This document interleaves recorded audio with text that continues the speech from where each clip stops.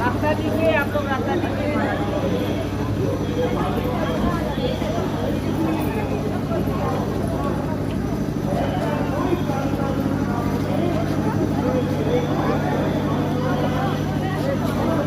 हटो हटो आप लोग हटो हटो हटो।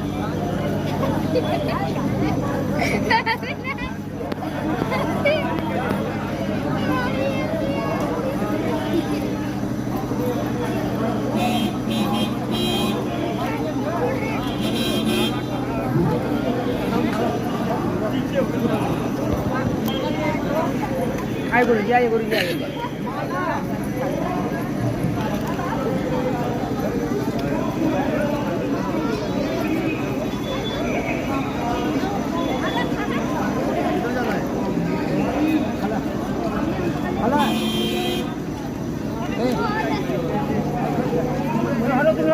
रास्ता छोड़ मंदिर पे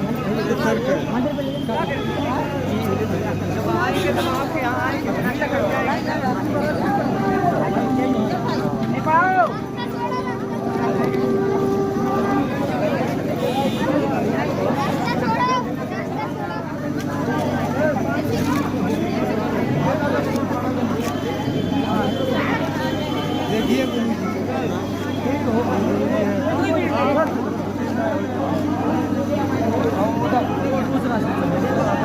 सतगुरु कबीर साहब की जय, जी साहब की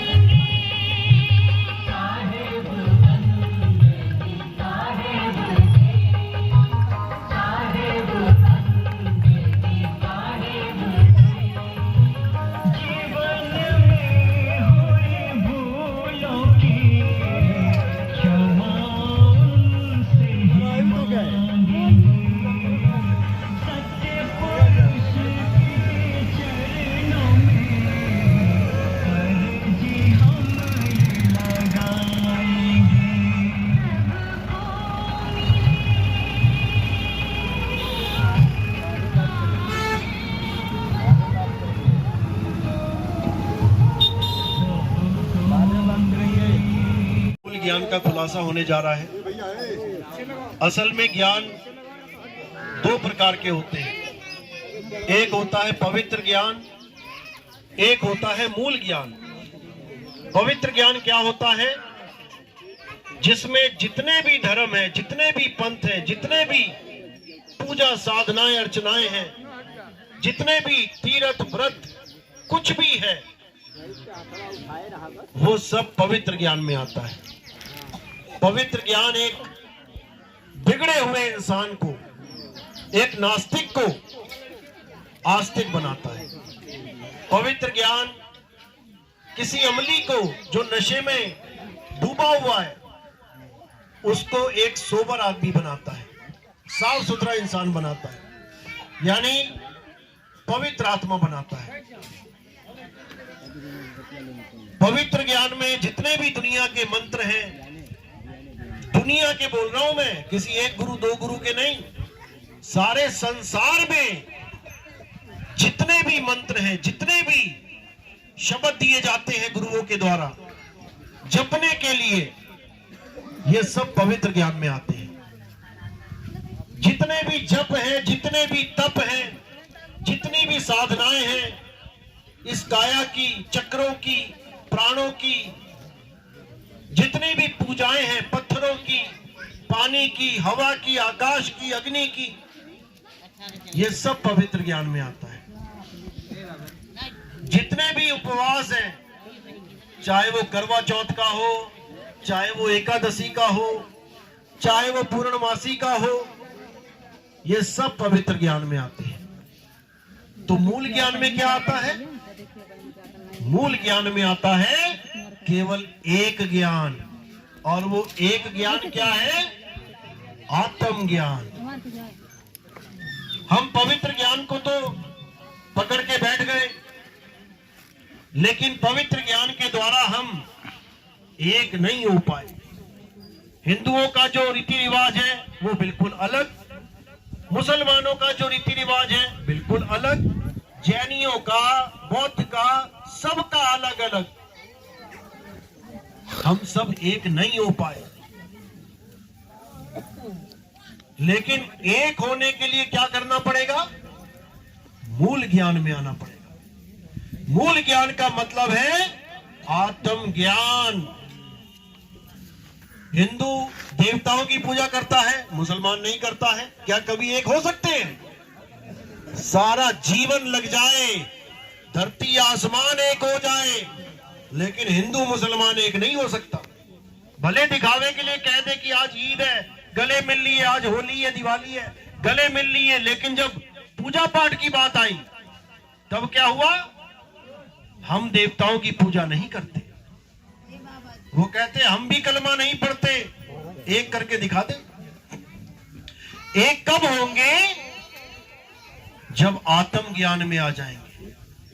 अब आत्मा हिंदू के पास है कि मुसलमान के पास नहीं है? सिख के पास है कि ईसाई के पास नहीं है?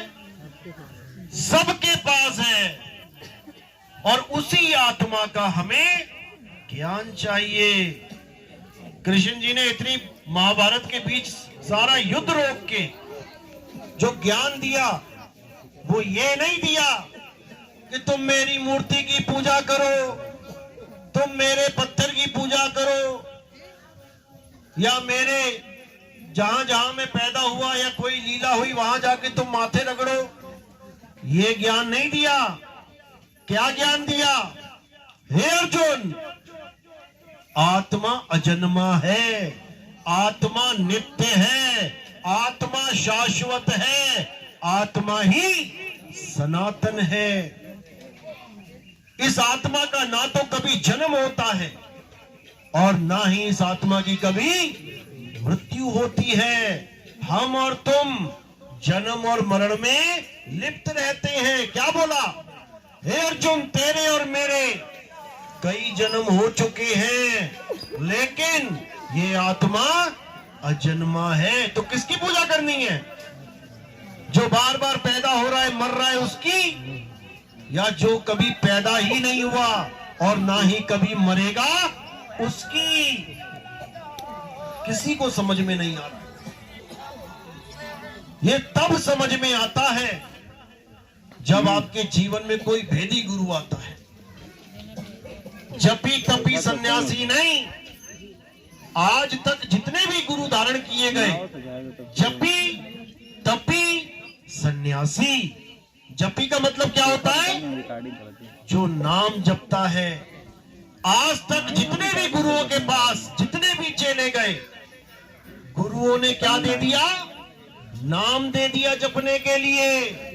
अब गुरु भी जपी तो चेला भी क्या बनेगा? जपी।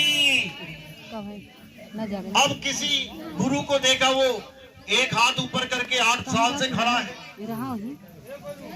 कोई कांटों के ऊपर लेटा है, कोई आग में भाग रहा है, कोई पानी में खड़ा हुआ है सालों से।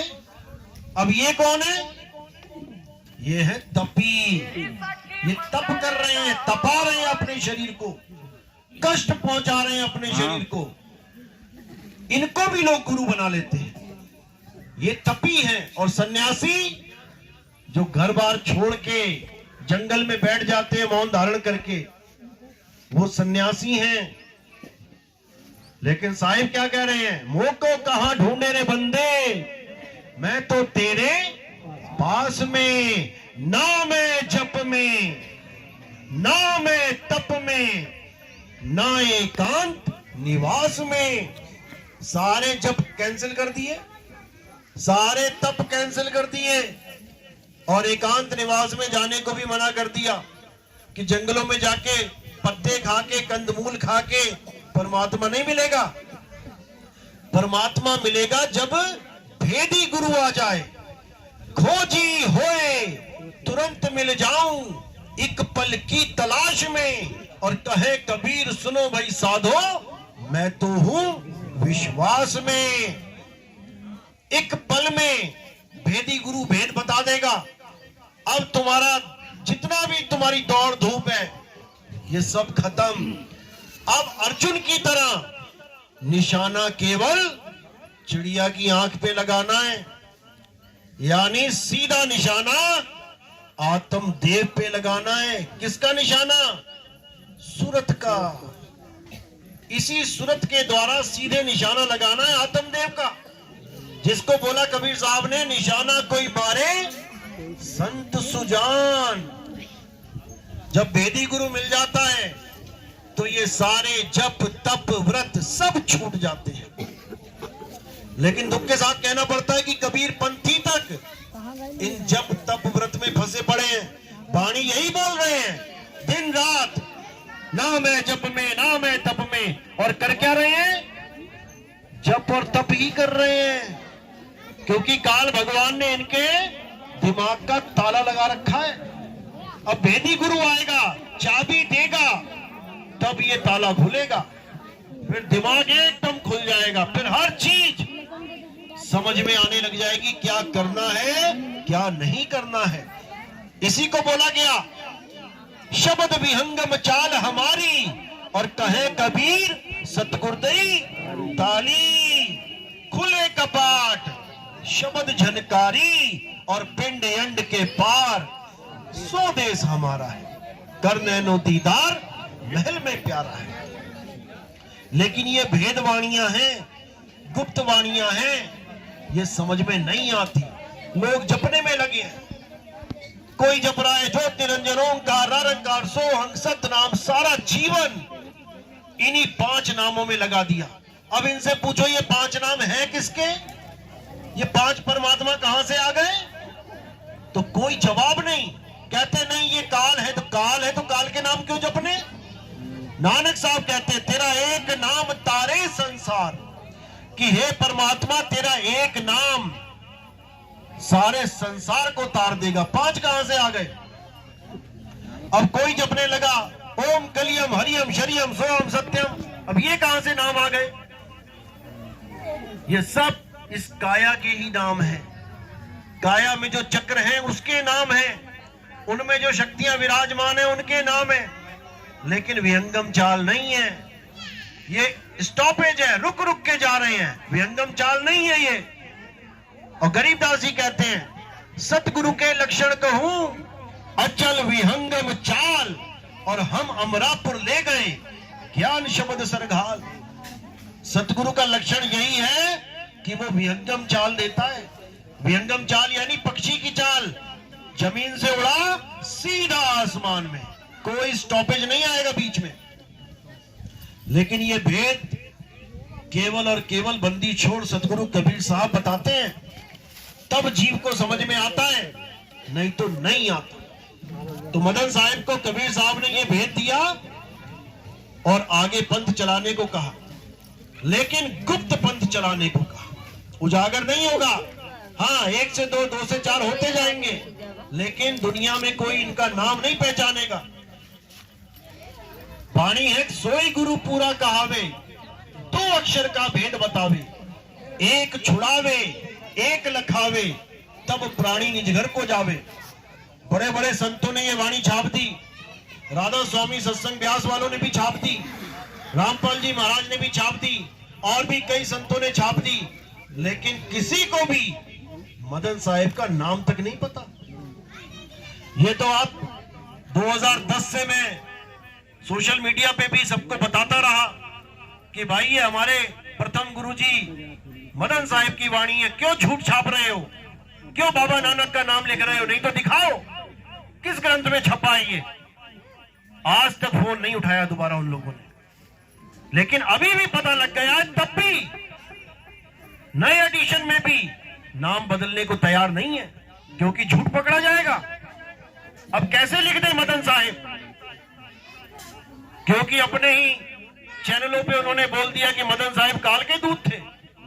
वाणी उस काल के दूध की लेके बैठेंगे जिसको ये बोल रहे हैं काल का दूध, और नाम नहीं छाप सकते, तो वाणी भी हटाओ। अगर वो काल के ही दूत है तो उनकी वाणी हटाओ अपने ग्रंथों में से, उनका उदाहरण देना बंद करो, लेकिन कोई नहीं करेगा, क्योंकि दुकान चल रही है सबकी। और वाणी का भी अर्थ का अनर्थ कर रखा है। वाणी कह रही है सोई गुरु पूरा कहावे, 2 अक्षर का भेद बतावे। 2 अक्षर, 2 शब्द नहीं, 2 अक्षर का झांसा देके इन्होंने 2 शब्द पकड़ा दिए सबको, ओम और सोहम पकड़ा दिया। श्वास अंदर जा रहा है तो सोहम, श्वास बाहर छोड़ रहे हो तो ओम, और इसी को सतनाम बना दिया। बिल्कुल गलत ज्ञान है। साहिब कह रहे हैं 2 अक्षर का भेद बतावे, एक छुड़ावे एक लखावे, तब प्राणी निज घर को जावे। यानी 2 प्रकार के अक्षरों का भेद पता होना चाहिए। पहले प्रकार का अक्षर है ये बोलने लिखने पढ़ने वाले अक्षर। हिंदुस्तान में आ ई ई का खा गा, इंग्लैंड अमेरिका में A B C D E F G, अरब देश में उनकी भाषा, पंजाबी में पंजाब की भाषा, तेलुगु में अलग भाषा, ऐसे ही सबकी अलग अलग भाषाएं। जितने भी अक्षर लिखे जाते हैं किताबों में, ये सब 52 अक्षर कहलाते हैं। 52 अक्षर यानी जो जीभ से बोले जाएं, कंठ लगे।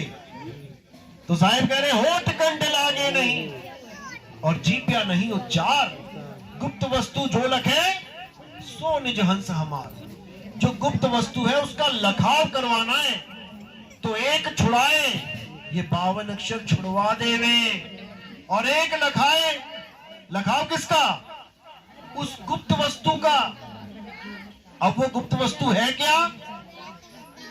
5 तत्व प्रकट दिखाई दे रहे हैं एक दूसरे के, 5 तत्व प्रकट दिख रहे हैं। गुप्त वस्तु क्या है? गुप्त वस्तु है आत्मा, जो दिखाई नहीं देती, लेकिन बिना उसके पत्ता भी नहीं हिल सकता।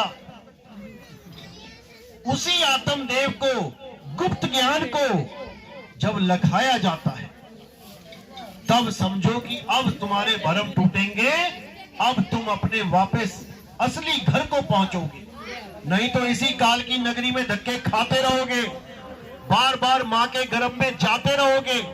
यह भी नहीं पता होगा कि अगली मां कौन बनने वाली है।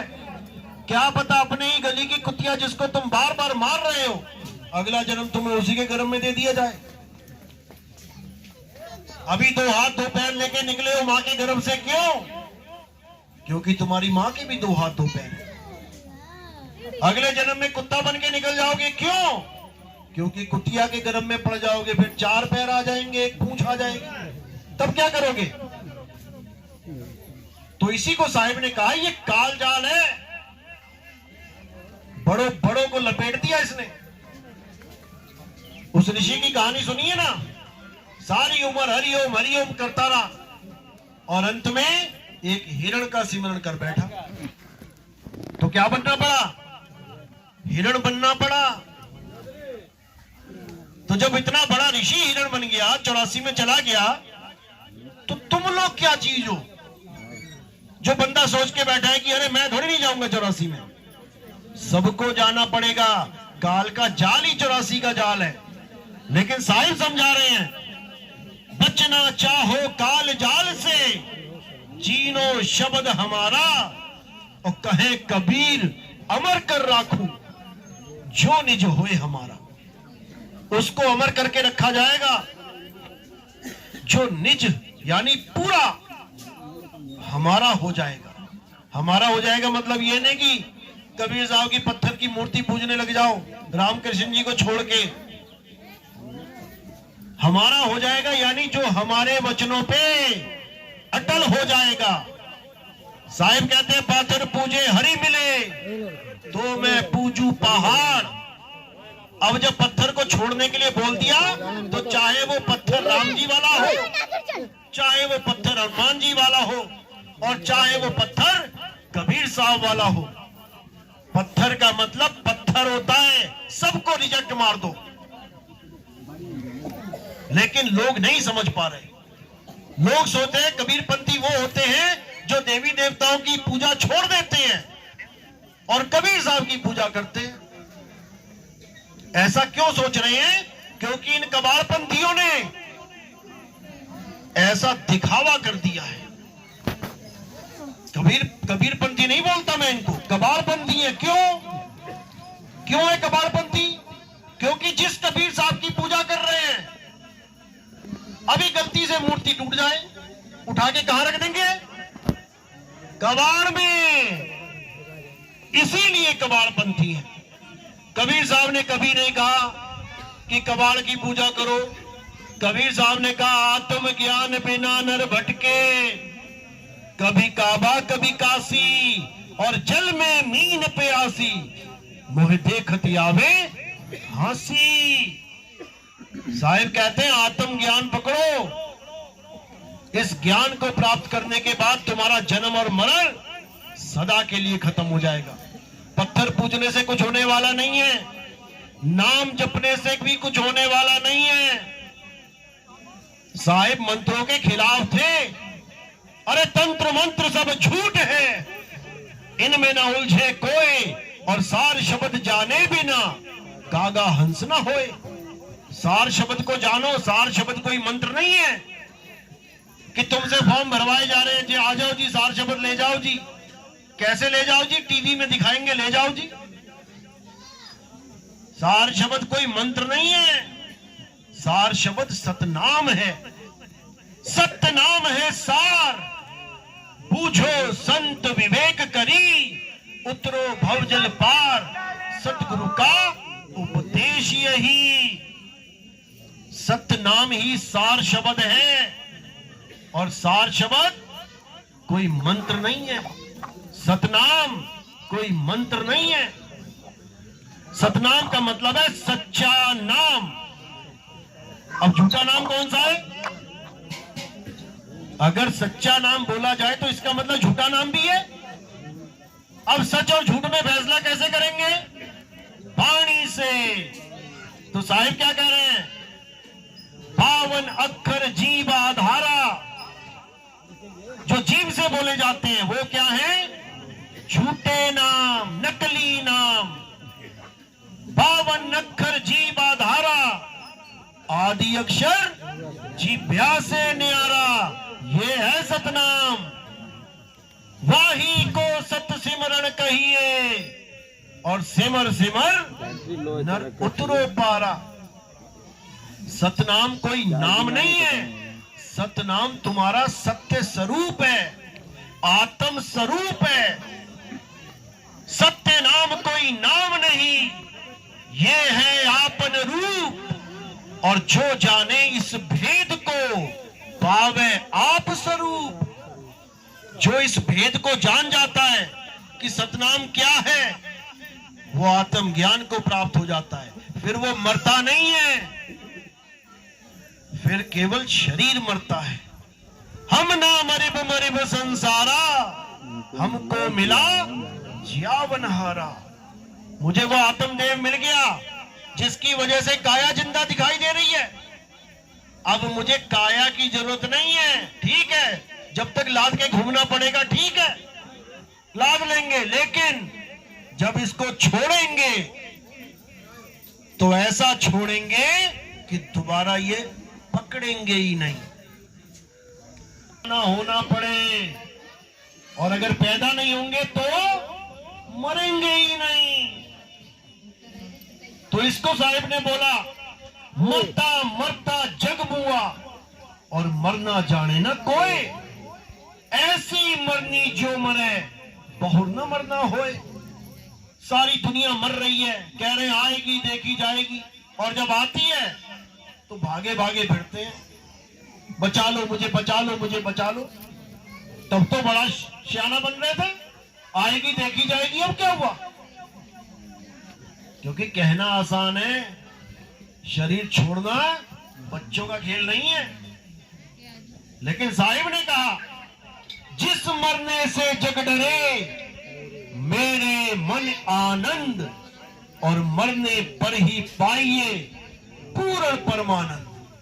अगर तुम्हें सही तरीका पता है इस देह को त्यागने का, तो यकीन जानना ये तुम्हें मौत छू भी नहीं सकती। जिसको कहते हैं छूना भी, मारना तो बहुत दूर है, क्योंकि तुम कभी मर ही नहीं सकते। तुम अजन्मे हो, तुम नित्य हो, तुम शरीर नहीं हो कि बार बार पैदा होके मर रहे हो। ये शरीर मर रहा है, तुम नहीं मर रहे हो। तुम तो शरीरों में सुख दुख भोग रहे हो, मरता केवल शरीर है। तो यही साहिब ने कहा कि पानी में पानी मिला और मिला पौन में पौन, और मैं तो से पूछूं पंडिता, इनमें मरा कौन? ये पांच तत्व में लीन हो गए, लीन हो गए यानी मिल गए, मरे थोड़ी नहीं। और जीव अमर है, आत्मा अमर है, तो मरा कौन? कोई नहीं मरा। इस दुनिया का सबसे बड़ा झूठ यही है कि एक दिन तुम मर जाओगे, और इसको सच मान के बैठे हैं। किसी से पूछो दुनिया में सबसे बड़ा सच क्या है? मृत्यु ही सच है। अरे भाई, मृत्यु तो तुम्हारी हो ही नहीं सकती। ईश्वर अंश जीव अविनाशी, तो काहे अविनाशी बोल रहे हो? मृत्यु हो जाए तो मृत्यु होती है पंच भौतिक शरीर की, और मृत्यु भी नहीं होती उसकी, वो पहले से ही मरा हुआ है। ये माइक है, ये स्पीकर है, पहले से ही मरा हुआ है। मेरी वजह से आवाज निकल रही है इसकी। ये कब मरेगा? कोई नहीं मरता। ये भ्रम भूत है हमारे दिमाग में डाल दिया गया कि मर जाओगे मर जाओगे मर जाओगे। इसी डर के कारण ये सारे धर्मों के, सारे पंथों के, ये सब की दुकानें चल रही हैं इसी डर के कारण। नरक में चले जाओगे, हेल में चले जाओगे, दोजख में चले जाओगे। और साहिब क्या कह रहे हैं? अज्ञानी को स्वर्ग नरक है, हरि जाने को नहीं। अज्ञानी को स्वर्ग नरक है, और जिसने हरि को जान लिया उसके लिए स्वर्ग नरक भी नहीं है, क्योंकि स्वर्ग और नरक दोनों कल्पना है। सपने में तुमने देखा मैं जंगल में गया, मेरे पीछे 4 शेर पड़ गए, वो सपना ही तुम्हारे लिए नरक बन गया।